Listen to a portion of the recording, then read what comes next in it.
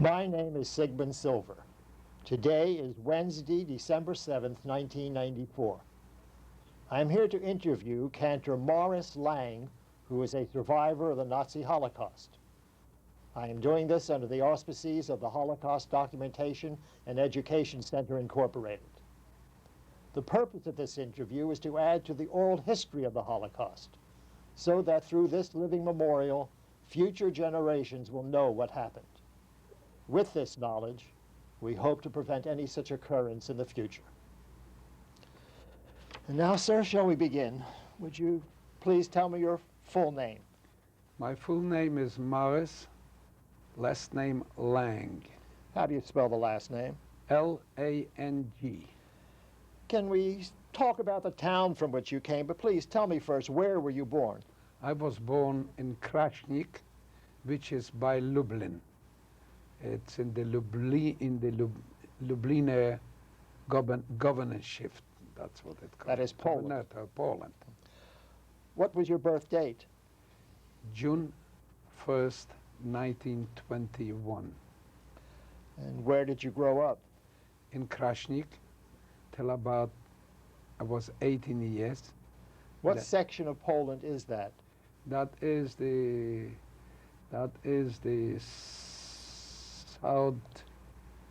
southeast section of Poland. Approximately, what was the population of Krasnik? About 12 to 15,000 population. Amongst them, 7 to 8,000 Jewish population. And how did most of the population earn a living? Well, most people were engaged in occupation to work as tailors and shoemakers and smiths and a few others had some business stores. That's the way they all Was made that a the living. Jewish population? The Jewish population. And how about the Polish The population? Polish population had also was engaged in having stores and certain farmers, and we lived amongst them, and what their exact occupation was, I do not recall. Some of them were also working for the town government, teachers, some of them, and these non-Jewish people that lived around Krasnik. About how far away was Lublin? About 40 kilometers. Can we talk a little about your family? How many children were in your immediate family? In my immediate family were 8 children, 4 brothers and 4 sisters. And where were you in that? And I was the 4th one. Could you tell me the names of your brothers and sisters? Yes, my eldest brother's name was Chaim Israel, or Chaim Yisrael. After him was my elder brother Sholem. After those 2 brothers came a sister by the name of Golda. And then I came. Then after me were 2 sisters younger, Chava and Necha. And then came another brother by the name of Yehoshua, and the last 8th child was a sister of mine, and we called her always Roisa. What was your name at birth? Mordechai. They called me Mordechai. And when I came to this country, they said nobody would be hard to pronounce the name, so a distant uncle of mine said, call yourself Morris. I gave him the name Morris, and since that time, I'm called Morris. What was your parents' names? Abraham Isaac, Avram Yitzchok, Lang. My mother's name was Bela Sarah, and if you want to know her maiden's name was Beihelfer.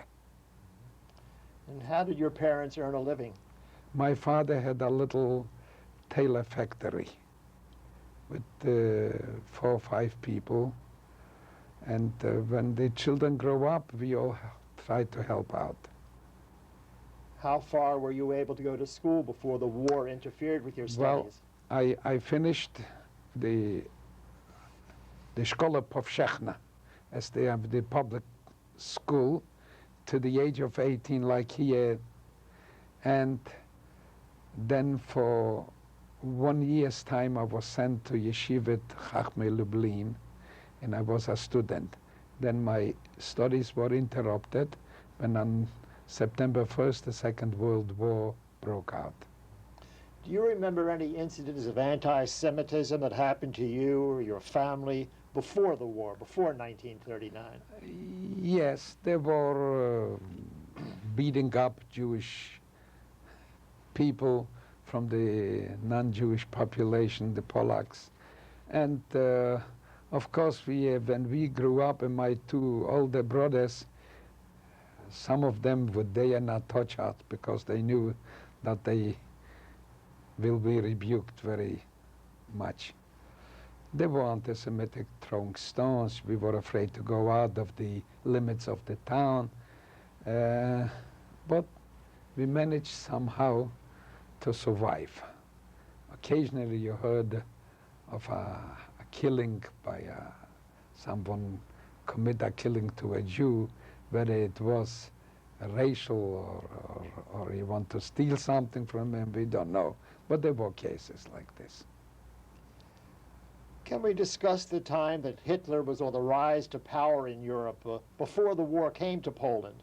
During those pre-war years, what did you hear what was happening in Germany?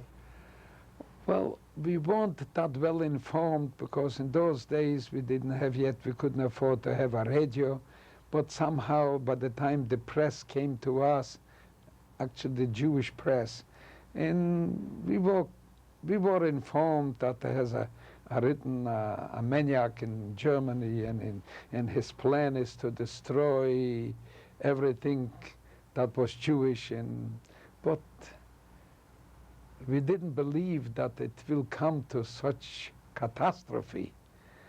That because when the Germans entered to our city,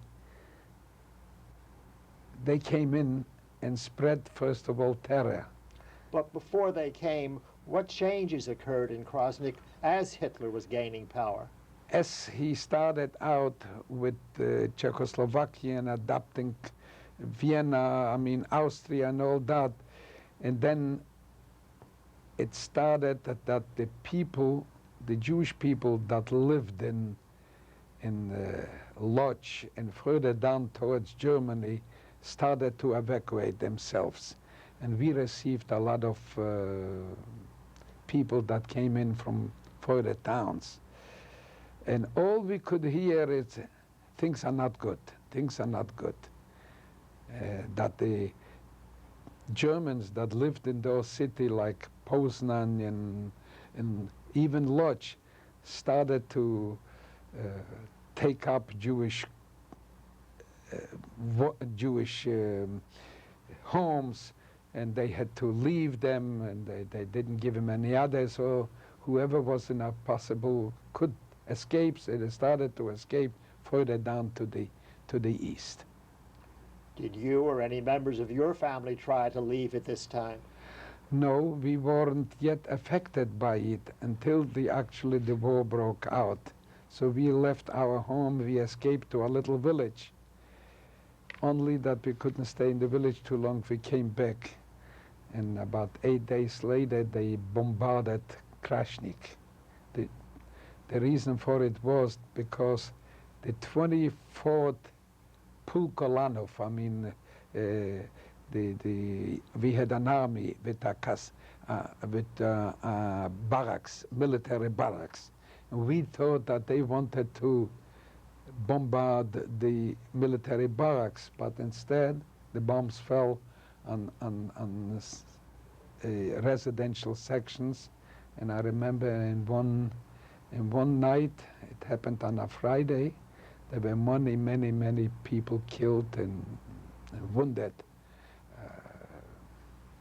I would say over 200. And you and your family left Krasnik? No, We were there, thank God, we were spared at that time, but it started, we begin to live under terror.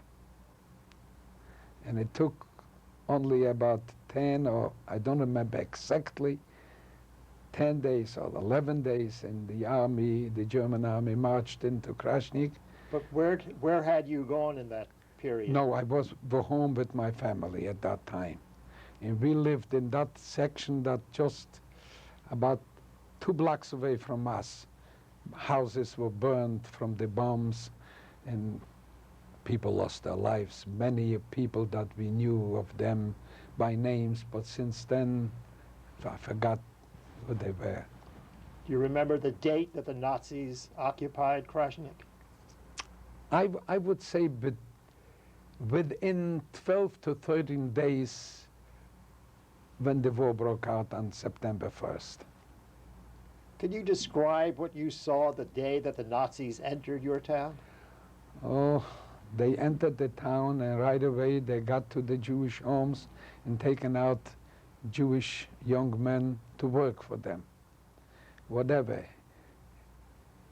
It was to clean their barracks, with their, where they settled down, and their places where the military was. They right away occupied the 2 houses of worship, the synagogue and the Bet HaMidrash, the house of study. And right away they came in with,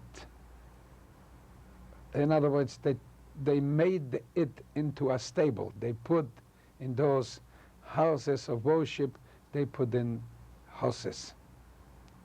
What was your first contact with the Nazis?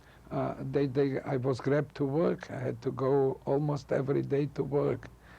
They took us down to unload the Bahnhof station, which is where the railroad was about 4 kilometers from the town where we lived around.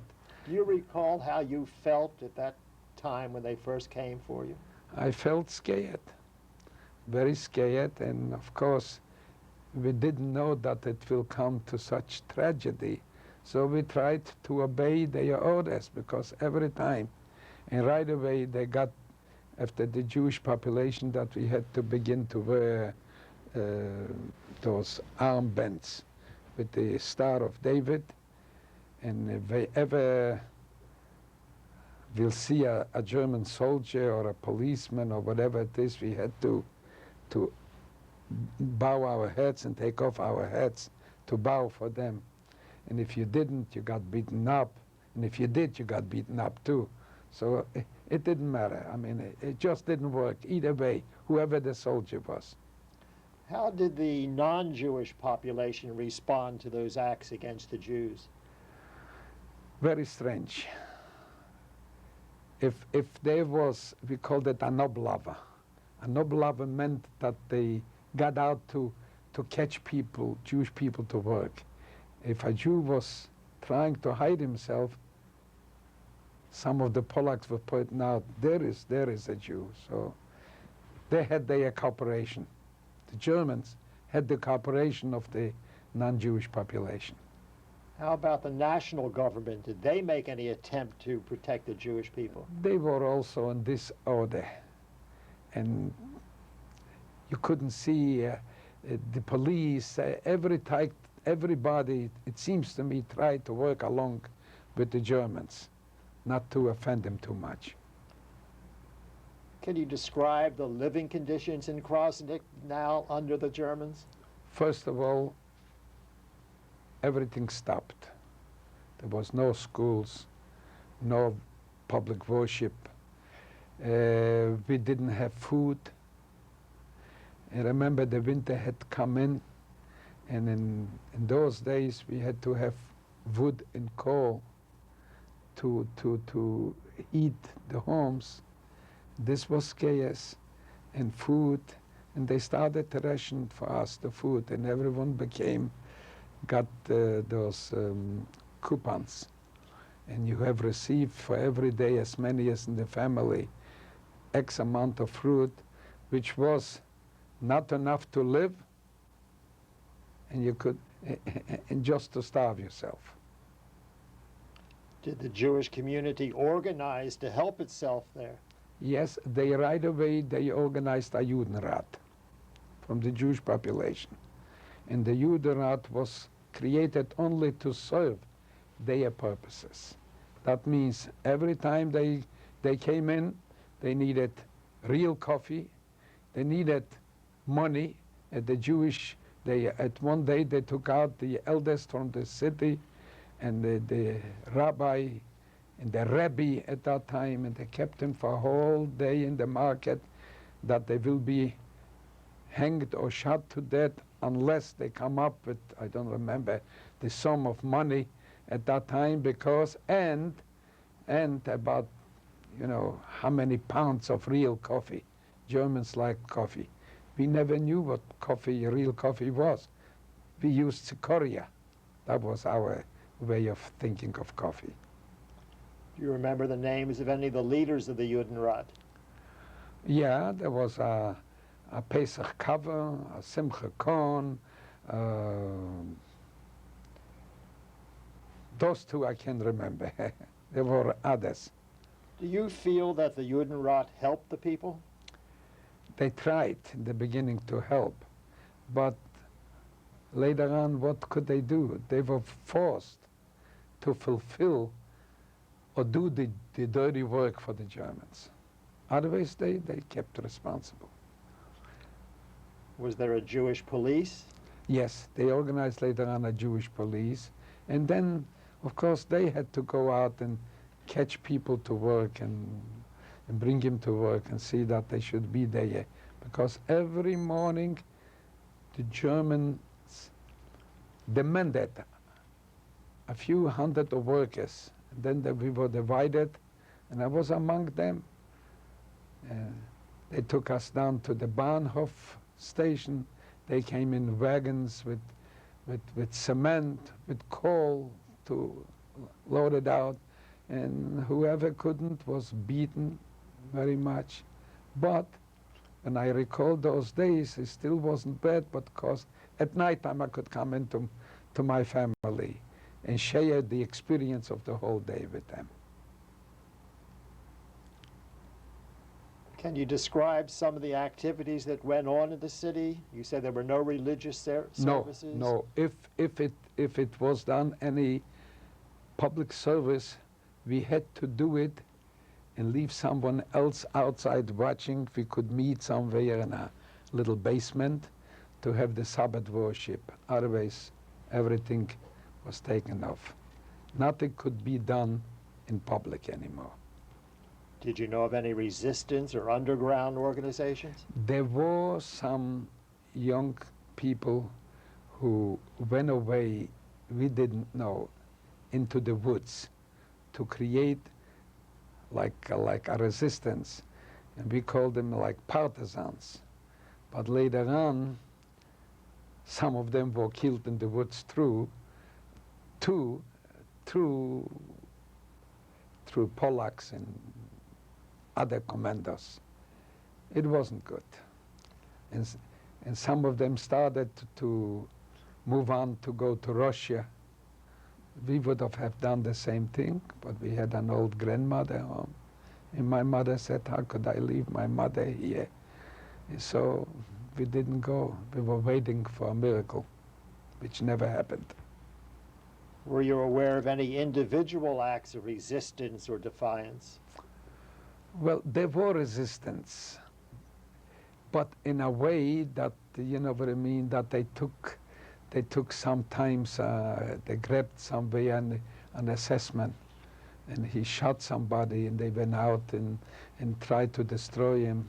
And don't ask, after this, they took out 10, 20 people, they shot him in cold blood, so we didn't hear any more from resistance. Can we talk more specifically about your personal life and that of your family? What work did you do? Well, first of all, I was a student. When the war broke out, I was 18 years old. Everything was disrupted. I had to come home, and I was glad to be with my family and to go out to work and maybe organize a little food to bring home to be able to help my family. How long was your family able to remain together? We remained, you see, first of all, I want to tell you that I had my oldest brother who lived about 20 kilometers away. He was married and he had already a wife and 2 children. Then I had the other brother who was married also to a city called Chodle, which was about 25 to 30 kilometers away from us. He didn't have any children. And I had my older sister was married already. And she lived in a town called Belzice, which was on the other side of Lublin. And she had a little boy. So we were left at home, just 5 children, the youngest. So I began to feel like I was the oldest of the 5 children. So I was responsible to try to organize a little bit food wherever I went to bring home, that my family should be able to sustain themselves. Were you able to keep in contact with your older brothers and sister?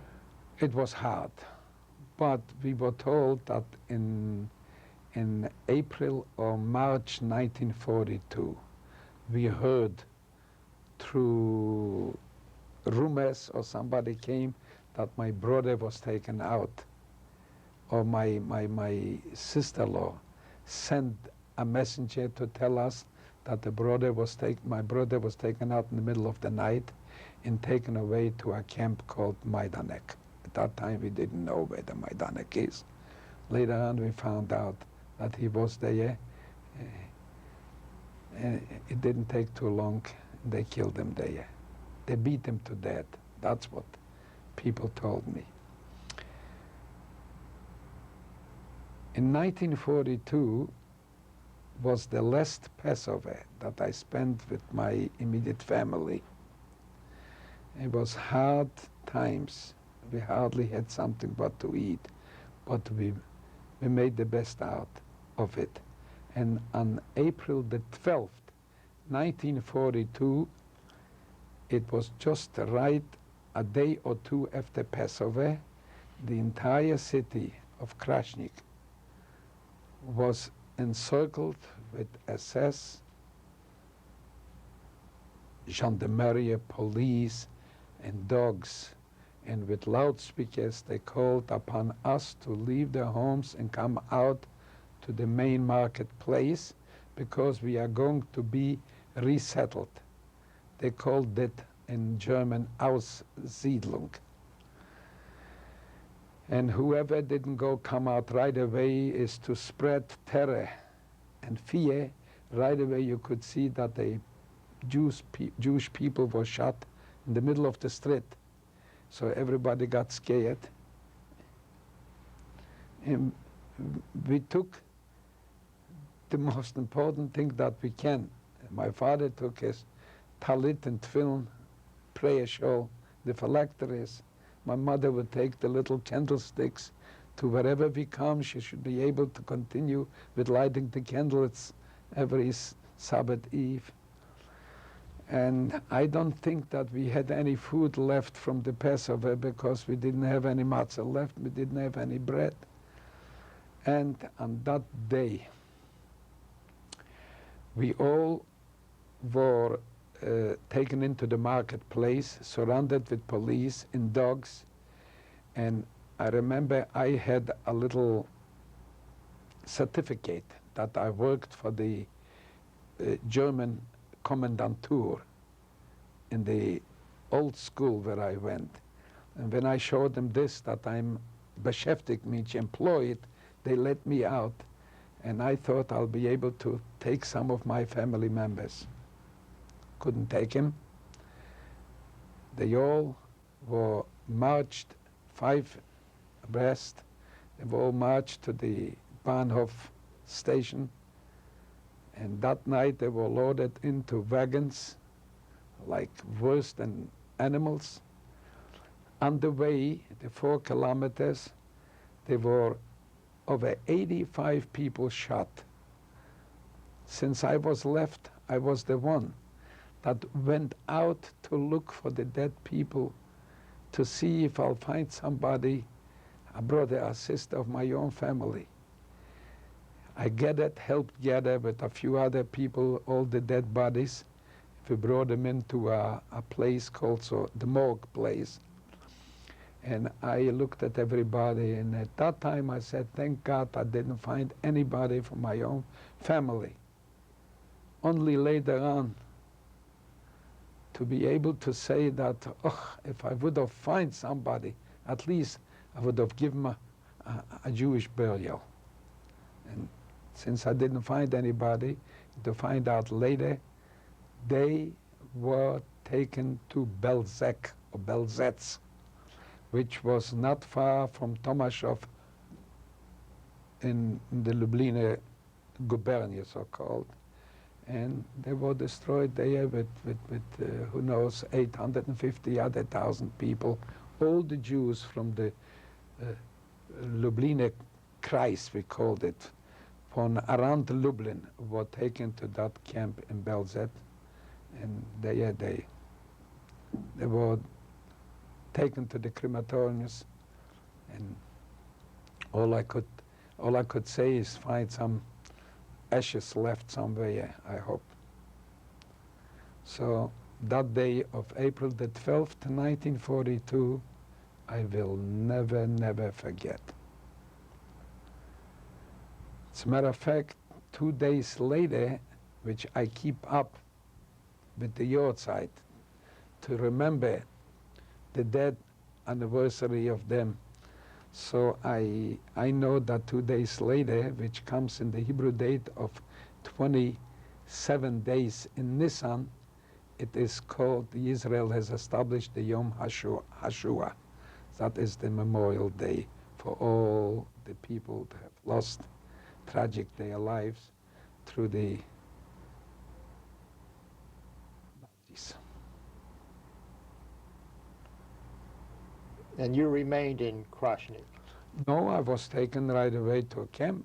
I lost my family, and then I hanged around for a month or two. Before Krasny was liquidated, had you been taken to any camps or forced labor places before? Yes, in 1940 or 41, I couldn't remember this, in April or in the beginning of May, I was taken to a camp, a working camp. How were you notified that you had to go? No, they took us out. They took me out in the middle of the night from bed, and so did they a few other people, and they sent us away to a place called Ruda Opalin, and that was not far from Chelm. And what we did there is... How were you transported there? How we on military buses. Those, no, trucks, not buses, trucks. And they were taken and left there, and I stood there from May until December, and the camp closed. What kind of work were you doing? I was doing, I don't know how to explain, we were working on a river there, and I don't remember what the river was called, to regulate the river, that the river shouldn't overflow. So we were working with little carriages brought in dirt and to make piles, and then later on we cut out grass and put the grass on the top. It should look nice. And that took us, I was there until December 1941. What were the living conditions there in Ruda Opalin? At that time, it was terrible. We lived, the sanitary conditions were terrible. We had lice there, and daily had to go out to work with Ukraine watching us and do our work, but at that time we received each time a piece of bread, but it was better than I got later. We thought that this was horrible, but the conditions that I received later in the camps was much worse than this one. But I was there about 8-9 months. And then I was still home, sent, and my father and mother was still there. My younger sisters and brother was still out. And when the Krasnik was liquidated, they went to the camps. And where were you taken? Well, in Krasnik, there was an organized, they had a camp that only those who, I don't know, who was privileged to stay in the Krasnik camp. Then later on, in the beginning of fall, they completely made Krasnik Judenrein. And I was taken into the Bahnhof station to a camp, and from there we all were taken to Budzin. And in Budzin I remained until the end of 1943. It was in the beginning an Arbeitslager, which means a working camp. Then later on they built a camp that was called, already a Konzentrationslager, a concentration camp, not a work camp. And they put us in the special, what do you call it, with those pashaken, you know, the stripe clothes, and we were given wooden shoes instead of leather shoes, and we remained there for about a year, and then in the end, or in the beginning of 1944. In Budzin, how far was that from Krasnik? About 10 kilometers. How were you taken there? I was, first of all, my brother, the oldest brother that was married, ran away from that little town, and he came in and he joined me. And we both were taken into this park near the station, and we did all kinds of work as sort things and piled woods up, and don't remember exactly, just I kept us occupied. And were then you still living in your home? No. My home, I was taken out. I couldn't come home anymore. Where were you living? In that camp. I mean, that summer. And then a few weeks later, we heard that whoever was left yet in Krasnik, that the entire city was liquidated, all the Jews, and there can't be any more Jews to walk in freedom. And the few Jews that were left, they were in the camp Krasnik. They made a camp near the two places of worship. And they put a fence around, and they were assessed and watching them. What they did there, I don't remember. What I know, that in Budzin they took us out every day, because across the street we had to work in a Henkelwerk. It was called Henkelwerk. We worked there for parts for airplanes. Until they made from that working lager, they converted it to a Konzentrationslager, and they gave us the stripe clothes that God forbid no one should be able to run away. What were the living conditions there? The living conditions were so terrible. They gave us just every day in the morning we woke up, we had to stand on the appel place. They made an appel. We had to stand, and they counted us. Before we left, each one got a little hot black coffee, so to say, and a piece of bread. And then during the day, wherever we were, I don't remember whether we received a portion of bread before dinner or not, and there was a little soup made out of water and something there. It was not to be able to live and not to starve. Was there any special way you could help yourself to deal with that hunger?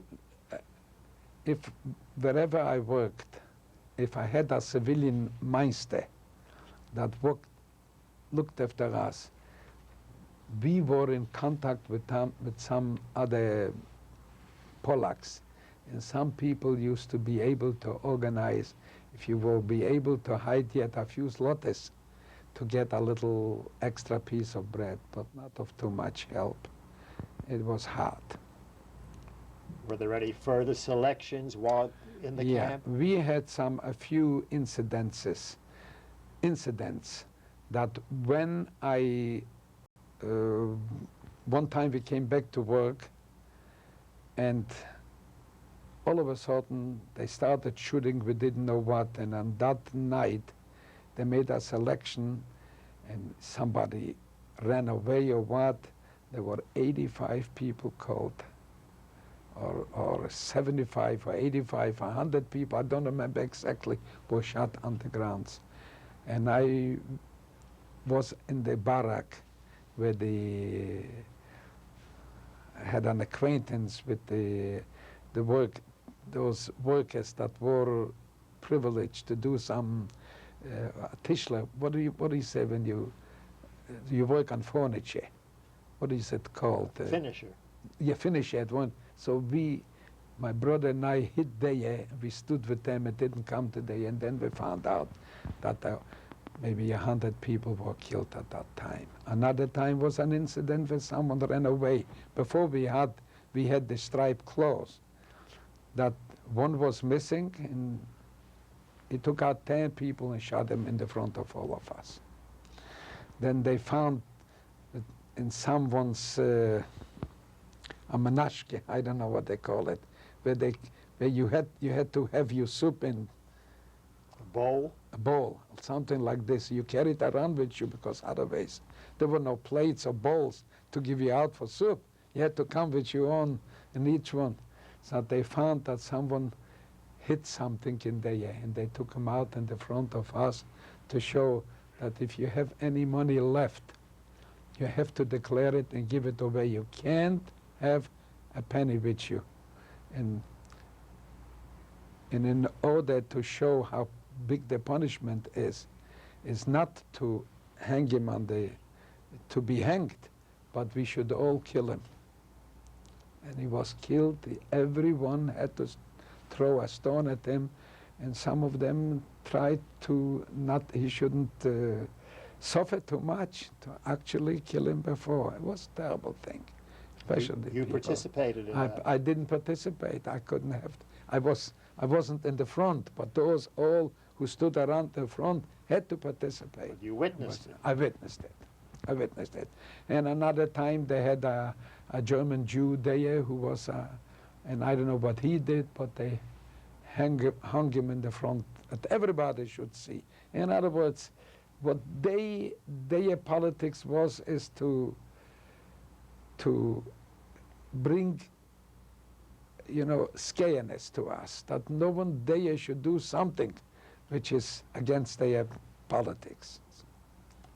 Did you or other prisoners do anything special to help each other to avoid being selected or punished? Oh, yes, if someone didn't feel good, or I remember at one instant I fell down from a lumber yard. They took me out. I fell down. I broke my wrist and my back, and I was afraid to stay in the camp. It helped me to go out to work, because if you left in the camp, there wasn't too much chance, because every once in a while they took out sick people in the camp and took them away. We didn't know where, never came back. Was there any medical attention at all? There was some sort of a doctor or two with a nurse that took care that they were left, but what help could you get at that time? Somebody was sick, because if you want to know, there was one incident with me in 1943 where I was sick. I took sick on a typhus, and I couldn't go to work. My brother went, and I was left in the little lazaret, so-called little hospital. A room was taken, it was called the lazaret. And a day after I was there, and I had a great fever. I had a lot. My temperature was very high. I remember they took us out. We were about 28. 25 were shot to death. I was among them, almost half dressed. And I took the courage to tell the Oberscharführer that I am a singer, that I could entertain him if he let me live. And of course, he said to the Jewish commandant, the Lagerführer, and he said, Stockman, zieh him on, in other words, help him dress. And I was dressed, and I don't know where I took the nerve to ask that. And Stockman, the Yiddish commandant, was very nice, he was one of the PAWs left from the army.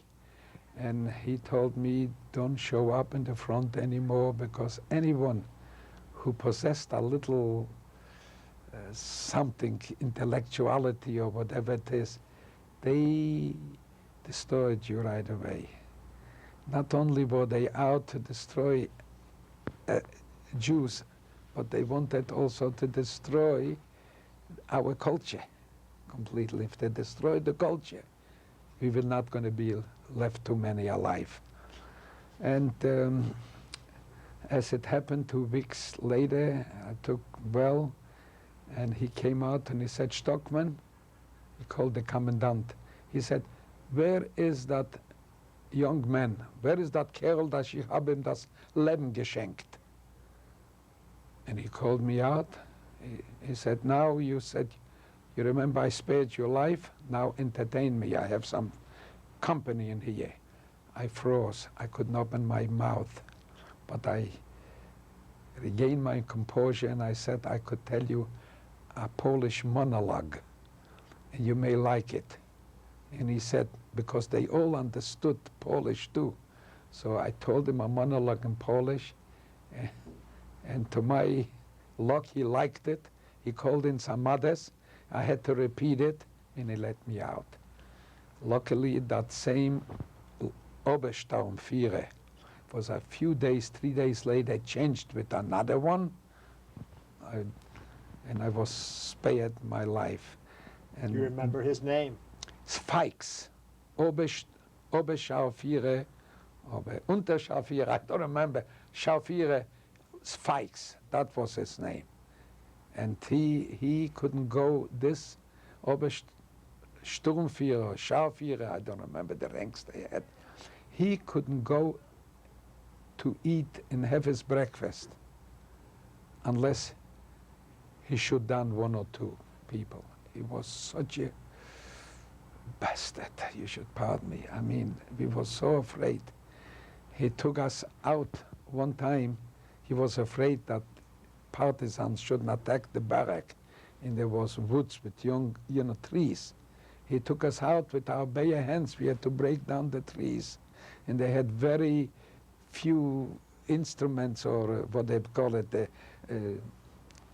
to chop down the trees. There was very few.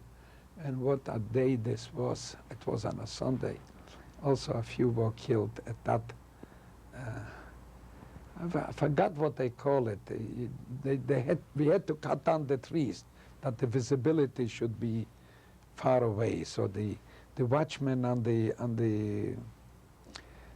with the top, the watchtower, should be able to have a better vision to see if there isn't anybody incoming from that place. So.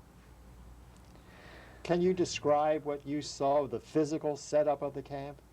The physical setup, there were barracks, and in each barrack were, don't recall, 200 people, and we slept on, what do you call it, like bunk beds.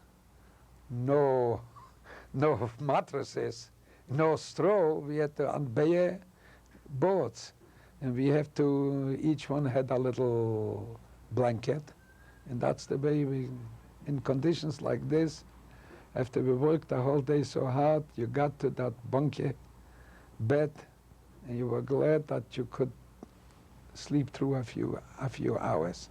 And not always could we sleep through the night, because there were always alarms in the middle of the night and woke us up.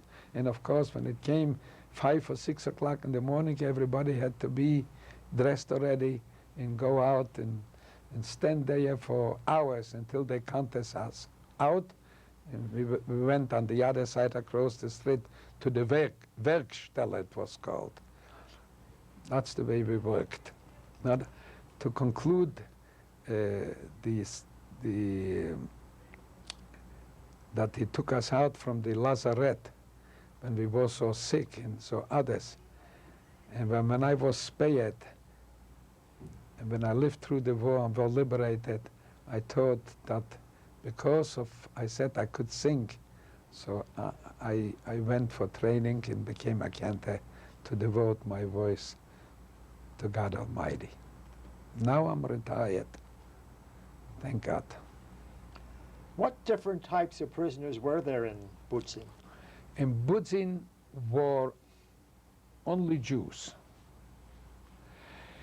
And they were brought from all over around Krasnik and around Lublin. And later on, we found out when there was the uprising in the Warsaw Ghetto, some Jews from Warsaw were brought to us. If I'm not mistaken, somewhere in 1943, in the beginning of the summer and spring, I don't recall. And that was first when we heard from those about the uprising in the Warsaw Ghetto. And as we continued, when they evacuated us from the Butzin, and I went further down to a few more camps. But in Butzin, who, if other than Germans, guarded the camp? Ukraine, Volksdeutsch, Ukrainians. There were a few SS men in charge, and of course that Lagerführer Fikes was in charge, and the rest were Ukraine that watched us. And they were sometimes worse than the Germans. Do you know of any instance when a whole group was held responsible and punished for the act of one person? Well, I told you before, one escaped, and they shot 10 other people. In the beginning, you know, I knew who they were and everything, but through the years I forgot. So there were many instances like this. Were there any children in the camp? I don't remember. There were maybe 2 or 3 younger children, 10, 11 years old. What happened to them? They were left in the help in the kitchen, but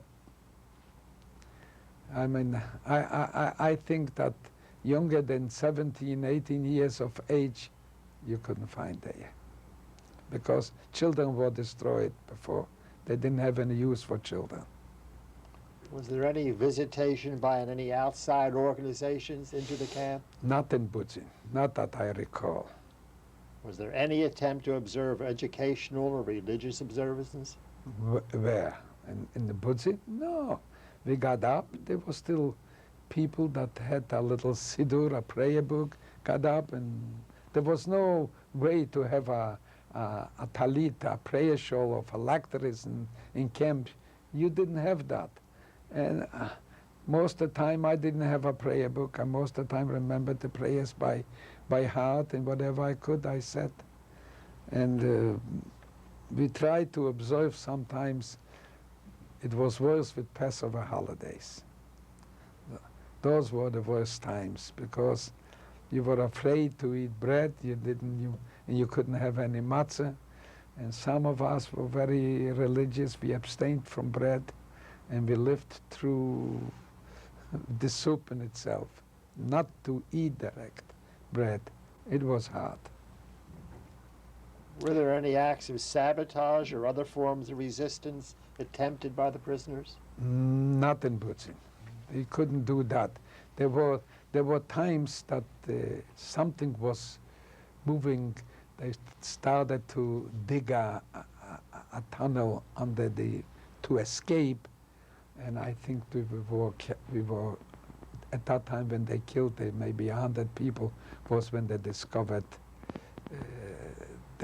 some of them were caught digging, whatever it was, and That's it. Can you tell us about the functions of the kapos? Did you have kapos? And Yeah, couples were among us. They just tried to see that, but when we knew the couples and we knew everything, so it wasn't that bad. Later on, in the camps that I went on, there were couples not from our own, but couples from Germans or Polacks that became couples. They were terrible. in Butzen, were you able to get any news from the outside world about the progress of the war? Very little, very little, very little. Sometimes if we got in touch with civilian people, the Polacks, they didn't do us any good either. We didn't know too much, but somehow we lived with hope and faith that somehow the war will come to an end and we'll find out more details about the entire atrocities that the Germans did to us people. And were you with your brother the whole time you were in Yeah. Butzen? In Butzen. Did you get any news from your other older brother or sister? That's it, they were finished. Shouldn't get any more. I told you before that my older brother was taken to the camp, and when they took out all the people from the entire Lublin and all the surrounding towns, somebody came from the town where my sister lived, and I asked about her. She was an acquaintance or a cousin to my brother-in-law. And I asked about my sister, and she said to me that my brother-in-law was taken to a camp in Poniatov, and that my sister, they wanted to take the baby from her arms, and she said, I'm not going to give you my baby. So they did her a favor. They shoot the baby, so she spat on him, and then they shot her, and that's all I knew. How long did you remain in Butzen? Butzen, again, it's a long time. I think till the end of 1943, the end or sometimes around December 1943, 1943 or maybe January, I can't remember the call. We were taken to a place called Flossenburg. We were we were taken to Wieliczka, a salt mine. And there, that's right, I came in there in the end of 1943 in October or something like this, and I worked in this salt mine until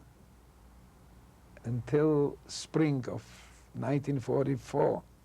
Where was that located? That was located near Krakow, not far from Auschwitz, Wieliczka. They took us there, and for 6 solid months, I didn't see the daylight for my eyes, because it was winter time. The days are short. They took us out, 6 o'clock in the morning was dark. When we came back, 6, 7 o'clock at night was night, and that went on for a number of time. What we did there is they had a factory, also aeroplane, they built in the store in the salt mine, and we were there working, and then about March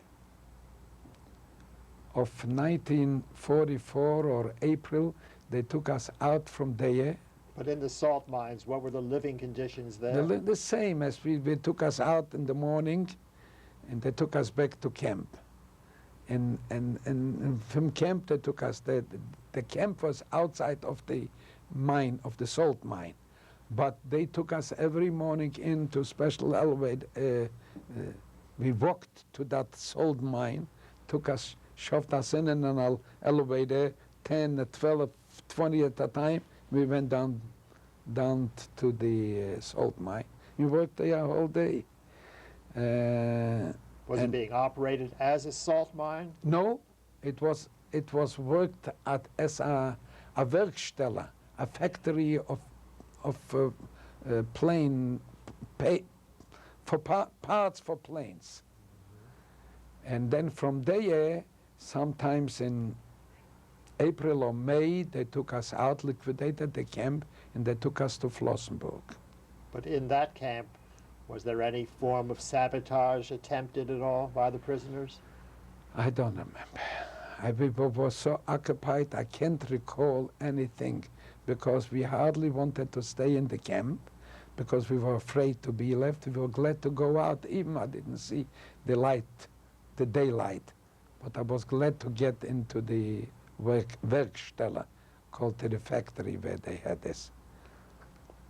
In Flossenburg, I stood a few weeks, 2 weeks, 3 weeks, and I remember in May, it must have been very high, Flossenburg, and they didn't take us to any work. It was just a camp where they took groups from there and sent away to other camps. So from there I was sent to Leitmeritz, Litomojice, which was on the border of South Germany and Czechoslovakia. I think this belonged to Czechoslovakia. And I was there for about... How were you taken there? They put us in train, in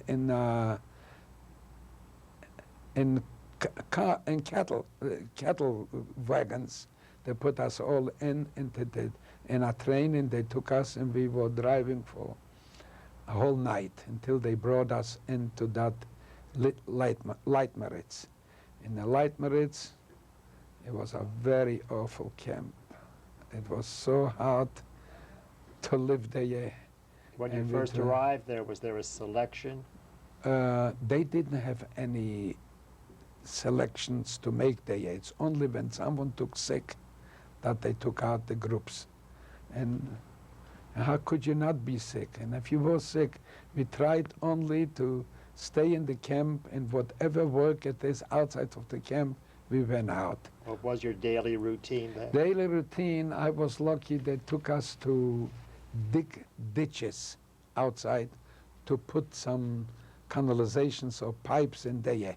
And as we worked, we came across some farms with fruit trees. So if we could have an apple or sometimes a pear or whatever it was there, that helped us sustain ourselves through that time. What happened if anyone was caught taking that fruit? Well, it was beaten up. We couldn't. But as we dug, some had to go through branches. So it's like the apple would fall down to us in the ditch. And we were afraid to carry with it, so we ate it up, and that's all, right away. Can you describe any instances there where your fellow prisoners helped each other? They had also other nationalities in this camp in Leitmeritz. They had the Russians, and they had also some political, from other nations. Polacks were there. And it was a camp of a few thousand people. But the Jewish people, they kept us all separate in separate barracks. And of course, we were given a couple from the Polacks. And how lucky you were or whoever you got. I have incidents to tell there what happened to me, which have unbelievable. I went we were hungry. And I and my brother were delivering bottles of gas to one of the prisoners who was a welder, and those bottles were very, very heavy. But I noticed that there was a Czechoslovakia, a kitchen where they were for the Czechoslovak people, and they employed some people from us there in the kitchen. So I noticed that if a fellow worked in there and they had the machines to peel the potatoes, and if he took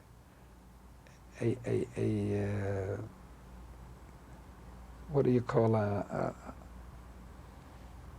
bush, not a bushel that you have, you take out with the peels, and you put it out on the outside to take it away as trash. And if whoever could catch that little pail, that they took it out, could get in the kitchen, because otherwise they wouldn't let you in. But they watched there. So I was lucky once, and I got a pail like this, and I went inside. And as the potatoes came down to wash and to clean them, I started to organize and put some potatoes into me, and figured if I'll have 10, 12 potatoes, if I'll bring it to the welder, he'll take half of it for welding it fast, and it would help towards our not being hungry anymore. As I came out loaded with some potatoes, and then there was one couple that said, "Come here, come here." He said, "What do you have in here?" I said, "Potatoes." He said, You stole the potatoes? Where? I said, "I was working in the kitchen. Come on with me." He takes me down to a little basement or cellar, not a basement, a cellar, where they kept winter potatoes there, that they shouldn't get frozen. He took me down and he said, put out the potatoes. So I take them out, and he said, "You get 25 lashes for this." And then meanwhile, and I had to let my pants down, and I supposed to count. And I counted 1, 2, 3, 4, 5, 6. I didn't feel anymore. I mean, he hit me with a whip, with a whip. And I was not feeling any more pain, but I said 17, 18, 19. He said, "What? You already at 18? Start from the beginning." I started from the beginning, and to make a long story short, if I didn't get at that time maybe 50 lashes, I just didn't feel myself. So I went, and he left me there and go back to work. I couldn't walk. I got out, and it was a little snow on the ground, and I lay down on my back in that snow. And when I speak about it, I can't recall the exact feeling. I thought like I'm getting a cold compress on my body. And then when after 5 or 10 minutes laying like this, with all my strength I got up, and I look at that cellar, and I see the potatoes, and I said, after such a beating, and there's no one there, maybe I could help myself. I took the nerve, and I went back to that cellar and put my potatoes in it. And I lift my eyes, and I said, "Oh, shouldn't anybody else catch me now, because otherwise I'm finished." To my disappointment, I went about maybe 50 feet from there, and a German capo said to me, "Come here." And I knew I'm finished. And he said to me, "What do you have you there?" Because it was visible, I bet, the potatoes. So he said, pull them out, takes me in to another corner, and he said, "You get 25 lashes for stealing potatoes." And I said to him, "Can I say something?" He said to me, "What? You have anything to say? Hast du überhaupt was zu sagen?" And I tried to plead with him. I said, "Look, I can't talk." I put out all my potatoes, and I left 2 in there, and he caught him, and he gave me a bit with the, what do you call it, the peitsche, with the whip over my head, that the blood started to come out. And he said, now you get 25 lashes.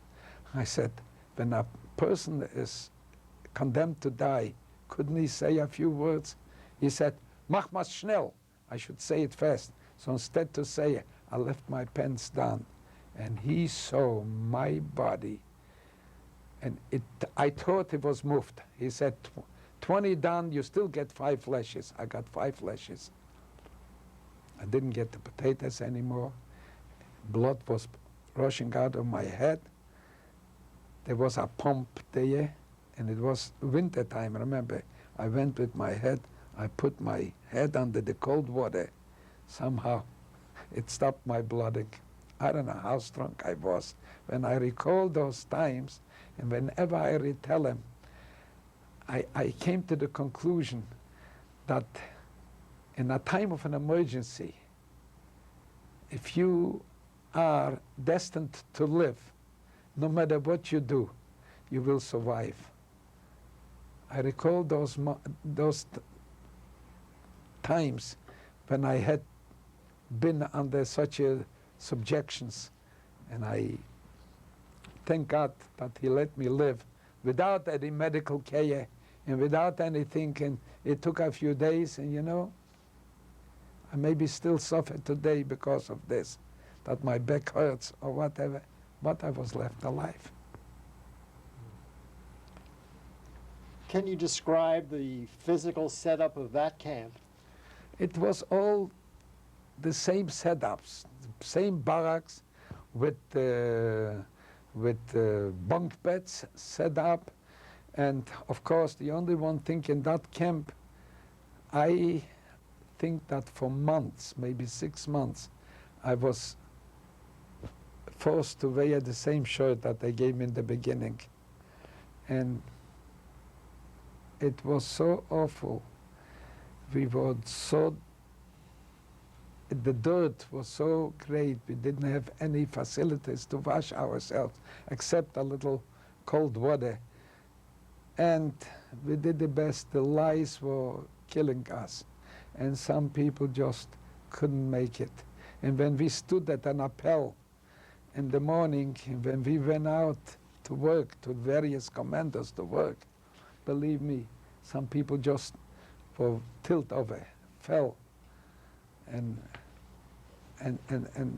didn't live anymore. Some other people went to they couldn't take it anymore. They went to the wire. The fence was electric wire. They got at it, put their hands in the wall, immediately electrocuted. We found those too. Were there any attempts to escape from there? There you couldn't escape from there. There was, you were in a territory where you are in striped clothes. Where could you escape? Who would help you there? You don't know anybody. You don't know where to go. That meant that if you escape, and if you make a few, they will give you, they will destroy you right away. It means taking your own life. Couldn't do that. Was there any time that you felt complete despair, that you thought you couldn't go on? Lots of times. I can't. But I had my brother with me, which incidentally was shot after the war by German police. That's another story. And this brother of mine, he was older a few years than me, we kept each other. And we slept near each other. And if now I recall that he sometimes didn't have what to eat, but he wanted me to survive. And I did the other way other times to him. So it was a bond between us that was inseparable. Then from Leitmeritz, we went about... What were the circumstances that led up to your leaving Leitmeritz? They took us out. They liquidated the camp. That must have been in April 1945 already. And we walked for about 10 miles or kilometers they walked us into Theresienstadt. Because that camp Leitmeritz was about 10 miles from Theresienstadt. So What time of the year was this? it must have been in April 1945, because we were there maybe about 4 weeks.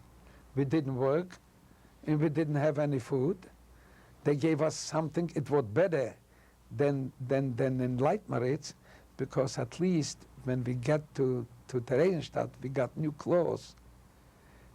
We will be able to sustain ourselves by not working, except you did some work around the barracks. The barracks were not as like in Leitmeritz. There were beautiful buildings, both. I mean, like, it seems to me that at one time those buildings must have been for residents that built their houses. And we remained there short, maybe 3 weeks, 4 weeks, and then we were liberated. What was the first signs for you that the war was coming to an end? Because 3 days before, we didn't have anything, and we didn't see any Germans. And you know what, we became that the Czech police came to tell us something is happening, and we were liberated by the Russians in Theresienstadt. How did you feel about the possibility that the camp would be bombed? I can't recall what had happened at that time. All I knew is that there was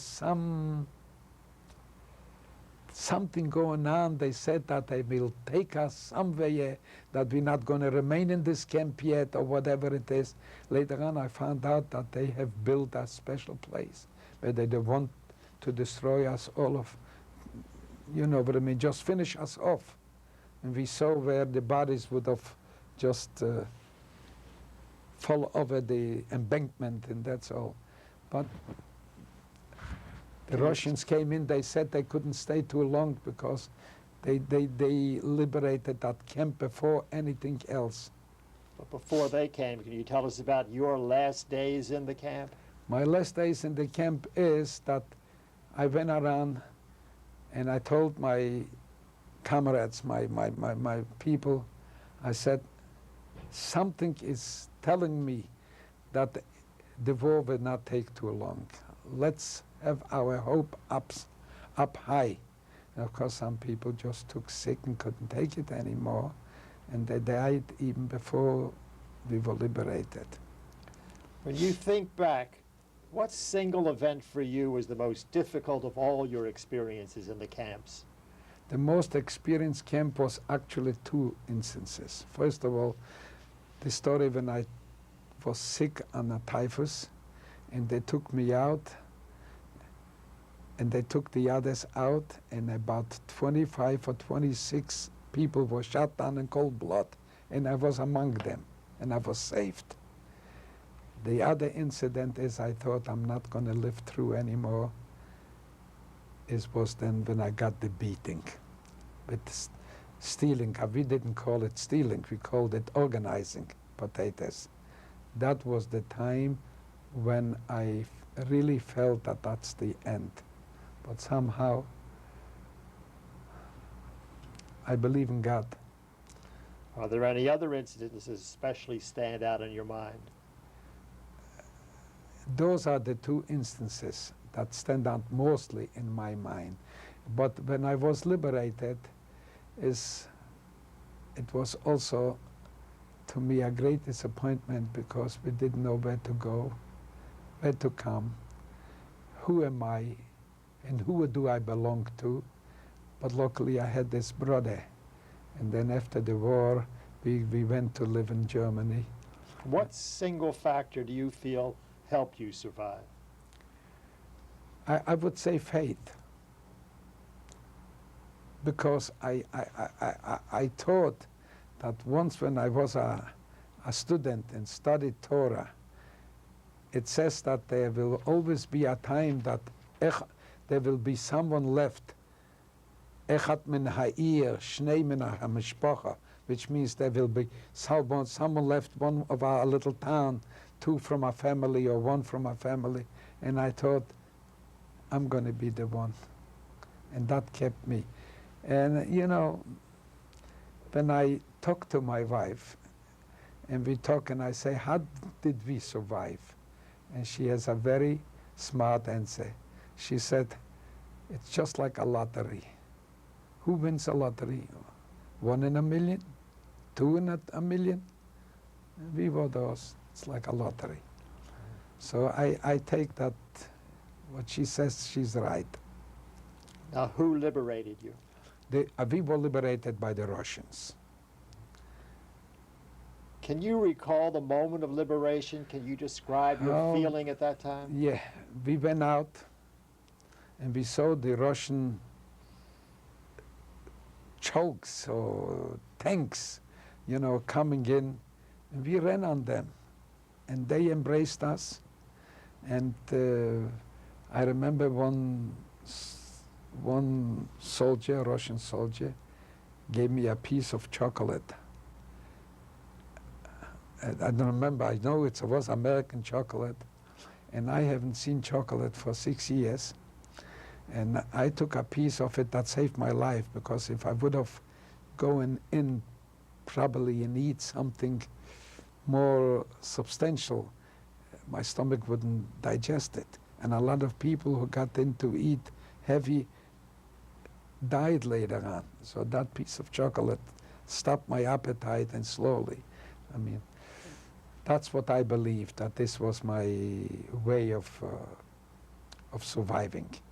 What happened to the camp staff when you were liberated? The camp staff wasn't there anymore. We were left alone. The Germans ran away. We were under no control. So we went out, and we were hungry. And we found out that there was a cellar with potatoes left in there. So someone broke this up the cellar. And we went in, and everybody tried to organize potatoes, only to sustain ourselves.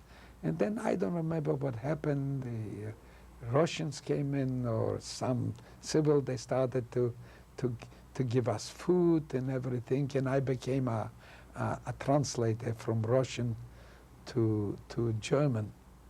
What was the reaction of the liberators to what they found in the camp? They just said, we're glad that we liberated you, and just we don't have too much time, we have to go and liberate the others. Were you physically ill at that time? I wasn't, I was underweight. How much did you weigh? Maybe 85, 90 pounds. Today, thank God, I weighed twice as much. And we went out, and we saw the Germans escape, and we took him down, and we found some bread and butter and some eggs. So we tried to help ourselves until we was established that we got some food given to us through in our kitchen, they opened up, but we had food that we could eat already, soup that was with potatoes, that was something in the soup, not just a little bit water. Who organized that? I think it was done by the Czechish, whoever was in charge, the Czechish people. How did the survivors help each other? We helped each other because we got in a group and we said, we have to now wait for the moment when there will be an opening that we each one could go wherever they want. And first of all, at that time, there was not a problem of helping each other, but because we became more closer, because the situation changed completely. There was not a question of being hungry. That was the biggest, you know what I mean, thing at that time. You know, you couldn't survive without food. It was a question of survival. And we also, each one had this mind, let go as a group. Maybe we could find out what's happening to our family members. Maybe there is someone left alive. So from there we went to Poland, back to the town Krasnik. Didn't find anybody. There were a few other survivors. And my wife was also liberated. in the Theresienstadt, because at that time I didn't know, but there were any other women left alive, because we were only men taken, because in the camp in Leitmeritz, there was no women there, just men. So when they took us to Theresienstadt, where we were liberated, we found out that there was few Jewish women left. And one of the women was my wife there. We met her there.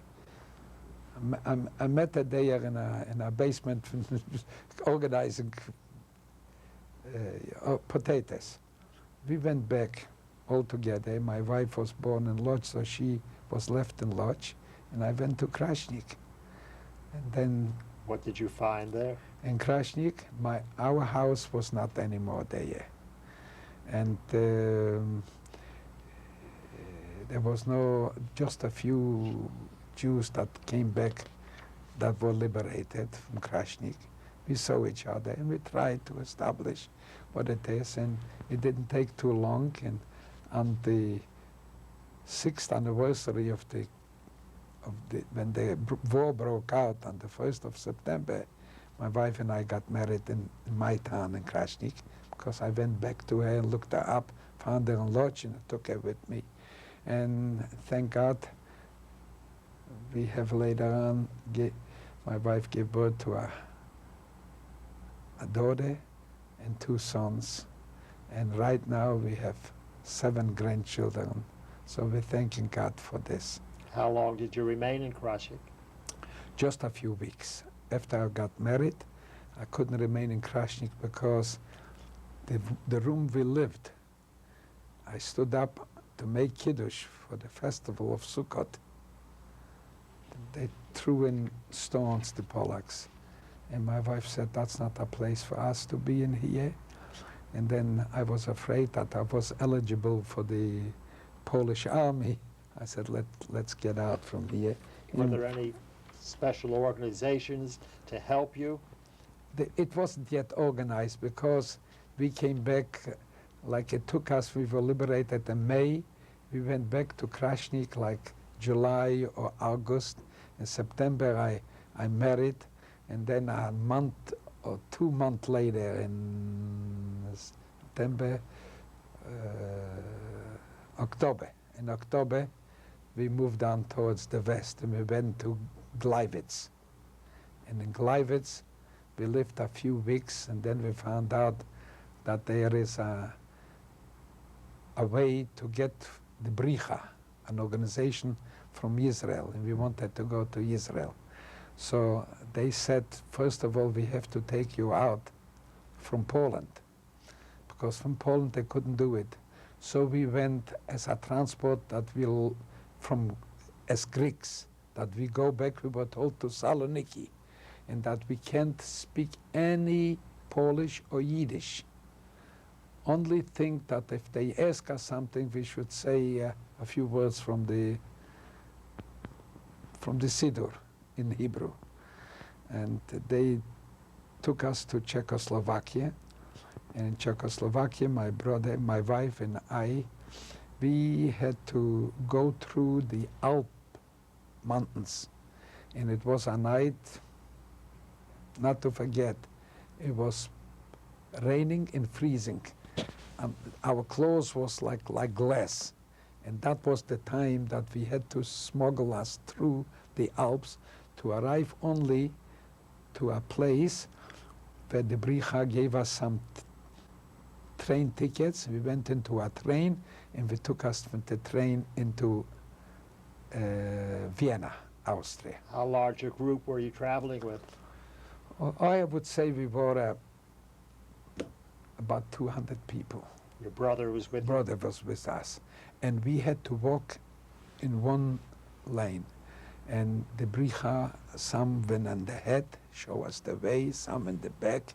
And we shouldn't speaking quietly, walk through. It was a night to remember. Oh, we were glad to sit down at least at this train. And with the train we got into. But I have one incident that I want to tell you.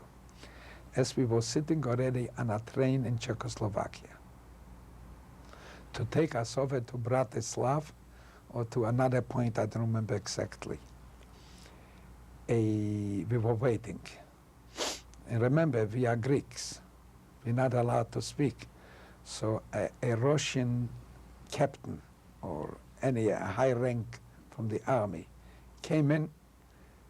He was a tall guy, and he says to us, "Ребята, куда идешь?" In other words, where are you going? He looks at me. So I said, "Yekumpurkon, mine shemaya." He said, "Ya znаю, chine v'chista v'rach machayo." He finished up for me the sentence in Hebrew, and then I knew that he's one of our own, and that he comes in there just to check, and I'll never forget this incident. And then we were in Vienna. We were taken into quarters of, it used to be Rothschild Hospital. And then I found out that there are some landslide from Krasnik in Amberg, Bavaria, in Germany. So we took a train and we're there because we couldn't live again to be like in a concentration camp in Vienna in this Rothschild Hospital. And my wife found out she's pregnant. So we went to Amberg, and with the help of the landslide, we got established in there, and my daughter was born in Amberg. And of course, at her first birthday, I found out that my brother had a struggle with some detective or police, and he put in 5 bullets into him, and he was shot. And at that time, in Germany, that happened already when 2 years after the liberation.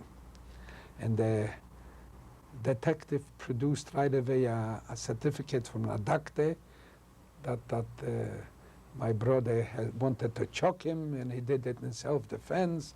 And of course, at that time, Auerbach was some kind of cultus minister in the German Bavarian government. He came down, and there was nothing that there were witnesses to say otherwise. We couldn't do it. The only thing what I did is I buried him in Hamburg on the Jewish cemetery, and I was already a few times back to visit the grave. You don't know what circumstances led up to the fight? I mean, he accused him of something, so to say, that's what it is. That he smuggled something or what, and I know that my brother didn't do that. And then he started to, take out, he said, "You Hitlerist, you didn't have yet enough Jewish sacrifices." So he got into a struggle with him, and he shot him to death. And he produced that he shot him in self-defense. So the question was, if you shot him in self-defense, why 5 bullets? Of course, I'll never forget the funeral my brother had. There was literally 30,000 people came to the funeral, and that happened in Hamburg. So that's the way life is. If you didn't have enough yet, what I lived throughout the war in concentration camps, that was added in. But, as you know, life is strong. We have to go on living. And we have to do the best possible we can in order to sustain ourselves and to watch out and see and be on alert that, God forbid, a Holocaust should never happen again. In Germany, did you come in contact with any German people? Yeah, when you live among them. What was their attitude? Their attitude, they didn't know about it. And if you came across, I said, how in the world couldn't you have heard about it? Well, now they're getting to know about it. It was awful, they said. Awful. I mean, because to them, if a dog or a cat was killed by a car in the street, They cried over it. They stayed around. But that's the way it is. How long did you remain in Germany? We lived in Hamburg for about till 1949. How did you make a living there? I make a living. Couldn't make a living. You tried your best because there was a Yiddish Kultusgemeinde, and we all were helped through the joint distribution what we had. And then the time came that I found an uncle in the United States, and because we wanted to go to Israel. A friend of us went to Israel and he was taken in to Cyprus. And he sent us a letter. He said, if you want to have another concentration camp, otherwise stay home, especially with a baby. So we waited until the opportunity came. We received documents to go to the United States, and we came to the United States. We arrived in May 1949 to the United States. And where did you stay in the United States? In the beginning we stood in my uncle's house,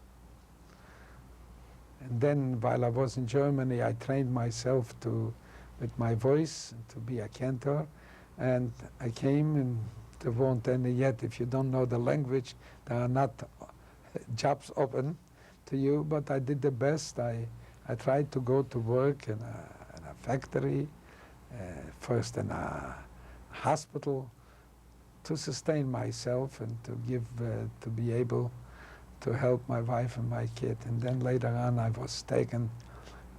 was offered a position in Washington, D.C.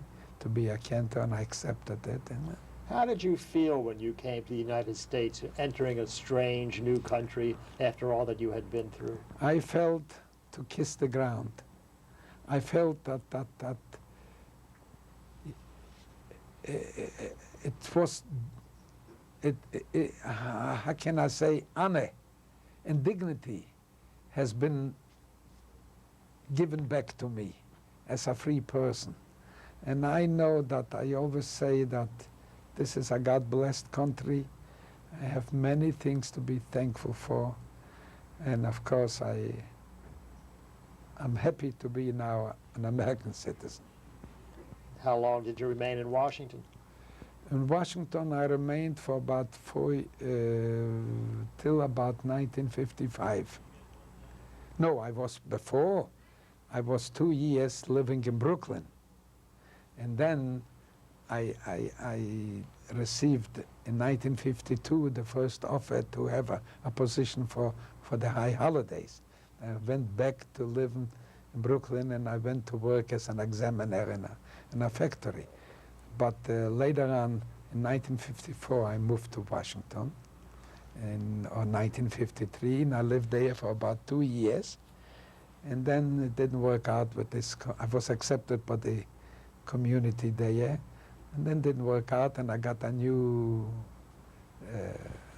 call for another community and became the cantor in Williamsport, Pennsylvania, where my youngest son was born. And I was there for 6, 7 years. I don't remember. Then I was called back to Washington. And then a call came in, and I went to Calgary, and I was 16 years cantor in Calgary until I retired. In Canada? Canada. So that's the way. In the meanwhile, the children grew. And how many children did you have?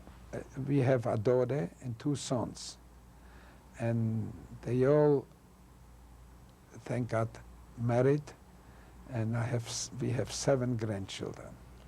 And just the daughter was born in Europe. And in Europe, the 2 sons were born my here. son, my first son, was born in Brooklyn, and my youngest son was born in Williamsport, Pennsylvania. When you first came to this country, did you speak of the Holocaust to anyone? Not in the beginning, because when the children grew up, when the children were small, you couldn't tell this to the children. But later on, we started to come out with the idea of what happened and started to tell a little bit. And then we didn't open up until actually we saw the first movie on the television about the Holocaust. See, then you got to be more open and speak about this. And of course, the children got to the point where they wanted to know everything, and we told them about it. And now I'm happy to say that our daughter, Sarah Leah, she's now a Deckelbaum, and that she is the principal of a school in Washington with the biggest reform shul, the Washington Hebrew congregation, and she's in charge of the Holocaust department to teach the children, which we are very proud of her. And she wants to know everything what went on. As a matter of fact, last summer I took my immediate children and we went to Poland, and we visited all the camps that my wife was and I was. It was a hard trip for us, but I thought I wanted my children to see, before it's too late, where I was born, where my wife was born, to see the camps that my wife was and I was, whatever we could find, and we were liberated, and we went back to visit the grave of my brother in Hamburg, and also, for the first time this last June, my daughter saw the town where she was born. So it was a mixed trip, but I'm happy that I could have done it to see it, because now when I stand up and at a memorial service and I chant the prayer for dead and I mention all those names, Auschwitz, Birkenau, Belzec, Treblinka, Auschwitz, it does something to me, because I've seen Majdanek, I've seen all the gas chambers and everything. It's a different feeling to me. If you were to tell us something about the Holocaust that could live beyond us, what would it be?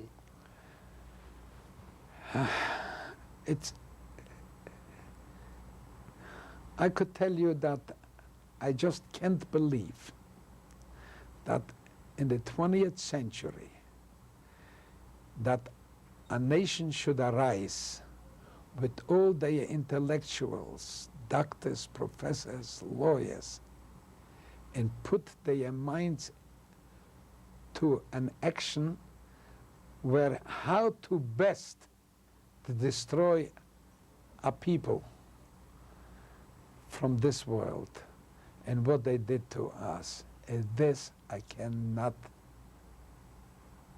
understand why this happened. And I still think, as the expression goes, that history repeats ourselves. I pray to God that this should never, never, never, God forbid, happen again. Before we close, is there anything you'd like to mention about your experiences that we haven't spoken about?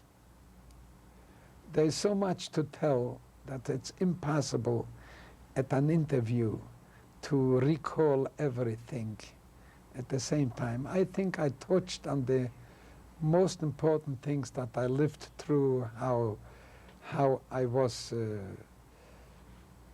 in concentration camps and how I survived and everything, and touched a little bit on personal family life and all that. And I think that I still have nightmares, and when I go to sleep, middle of the night, I wake up, and all those stories that I tell, I know it will be repeated in my sleep later on, and it's not an easy thing to do. But for the sake of education and for the sake of future future generations, I think that that's the least I could have done it. Cantor Lang, on behalf of the Holocaust Documentation and Education Center, I want to thank you for sharing your experiences with us. And I personally want to thank you for letting me share with you your thoughts, your life. You're welcome. Thank you very much. You're welcome. This has been Sigmund Silver interviewing Cantor Morris Lang about his experiences as a survivor of the Nazi Holocaust. This interview will be included as a valuable contribution to the Oral History Library of the Holocaust Documentation and Education Center, Incorporated.